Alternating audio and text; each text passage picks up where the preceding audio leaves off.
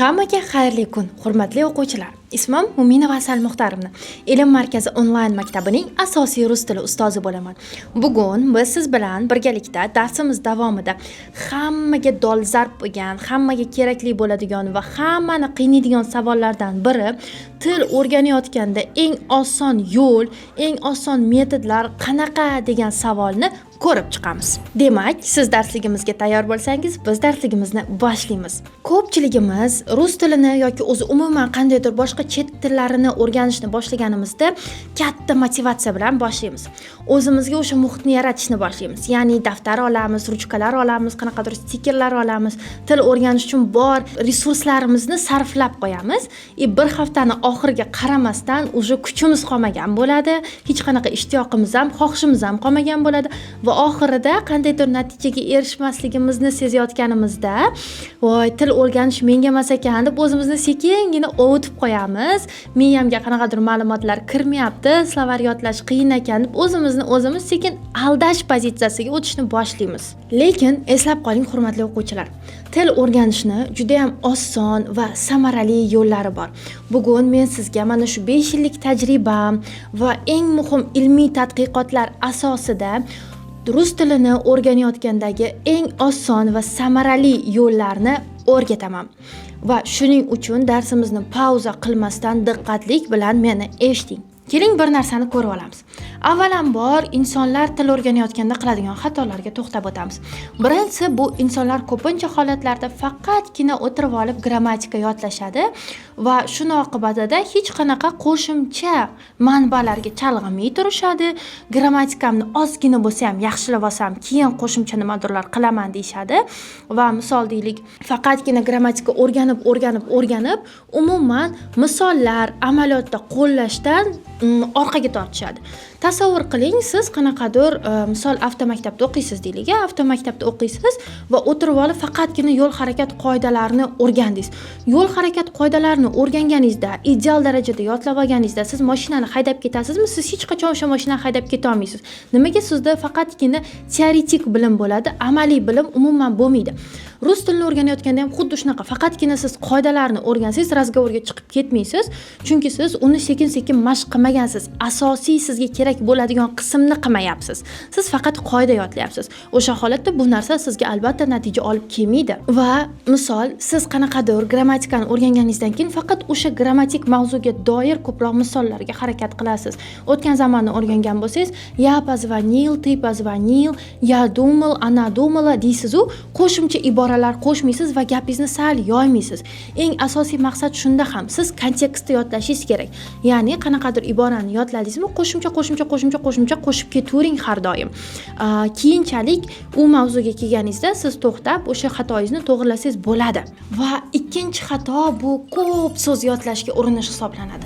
Tasavvur qiling, bittada 100 ta so'zni yodlash bu eng muhim bir ashaddiy miyaning dushmanlaridan biri hisoblanadi, chunki siz bittada 100 ta so'zni yodlab eslab qolishga harakat qilyapsiz. Endi tasavvur qiling, uni hech qanaqa praktikada qo'llamaganingizdan keyin miya ham uni eslab qolishi, saqlab qolishi qiyin hisoblanadi va siz ko'proq kontekstlarda yodlashga harakat qiling. Misol deylik, bugun qo'ng'iroq so'zi звонок ekanligini bilib oldingiz. Bundan keyin у меня сейчас последний звонок. Hozir menda oxirgi qo'ng'iroq yoki я сейчас на звонке, men hozir qo'ng'iroqdaman deb ko'proq kontekstlarda, gaplarda, iboralarda yodlashga harakat qiling. Va o'zi ko'proq matnlar ham o'qiyotganingizda qaysidir so'zni tarjimasini bilib olib, o'sha matnda ko'proq o'sha so'zni tarjimasini qidirishga harakat qiling. Va shundagina o'xshaydi. Bittada o'tirib olib, misol deylik, mama ona, voda, suv, xleb, non, mama ona, voda, suv, xleb, non deb yodlash bu hech qanaqa natijaga olib kelmaydi. Va albatta, 3-xato, eng muhim xatolardan biri bu amaliyotda qo'llamaslik hisoblanadi. O'tirib olib kitobni yodlash, kitobni suvdek bilish, qoidalarni yodlab olish, lekin uni amaliyotda qo'llamaslik, albatta boya aytgan misolimdek, shunchaki yo'l harakat qoidalarini bilish, lekin mashinani hayday olmaslik kabi ikkalasi bir xil narsa. Rus tilida ham qoidani bilasiz, lekin gapirolmaysiz.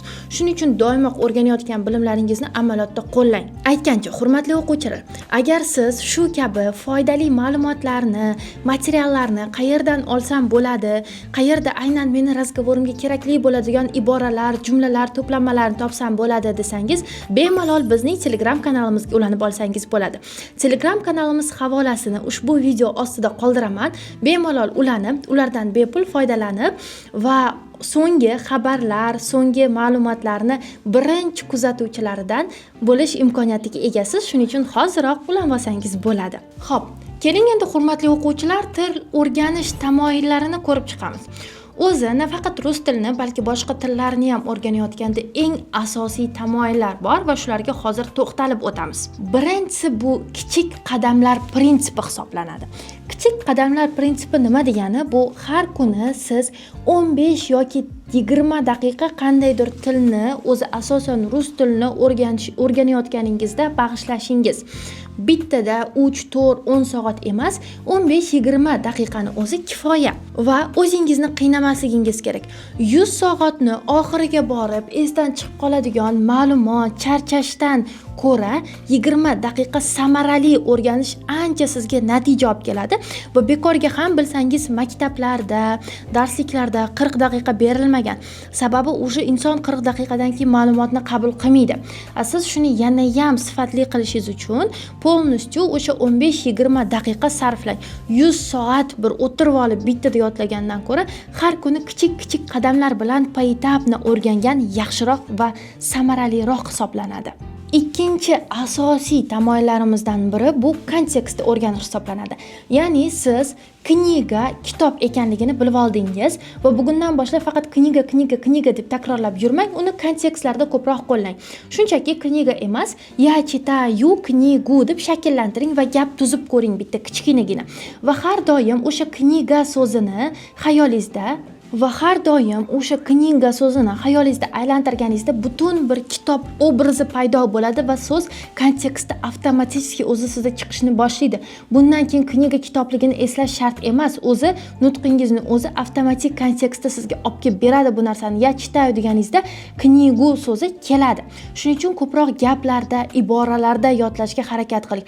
Uning uchun juda ham katta ibora, juda ham katta tekst olish shart emas. Shunchaki kichkinagina oson sodda gap tuzishingizni o'zi kifoya. Agarda siz men rus tili darajam 0, nimadan boshlasammikin va menga yaxshi ustozlar kerak, yaxshi qo'llanma kerak deydigan bo'lsangiz, Ilm markazi onlayn maktabi aynan siz uchun. Biz atigina 3 oyda sizni 0 dan razgovorgacha olib chiqamiz.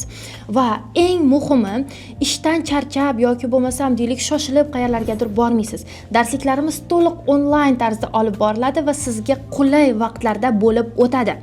Eng muhimi, bizda kunduzgi ham, kechki ham darsliklar bor. Ya'ni voy hozir ishdan chiqib ulgurmayapman deydigan bo'lsangiz, bemalol любой holatda siz darsliklarimizga ulgurasiz. Va eng muhimi, bizning grammatik darsliklarimiz sodda, qiziqarli metodlar orqali kino lavhalar bilan ishlab chiqilgan. Siz qandaydir grammatik qoidani o'rganasiz va eng muhimi uni kino lavhalar asosida to'liq misollarda yoritib tushuntirib berishadi grammatik darsliklarimizda. Va bu bilan siz faqat grammatik qoidani emas, o'sha yorqin misollar va amaliyot bilan mustahkamlab olasiz.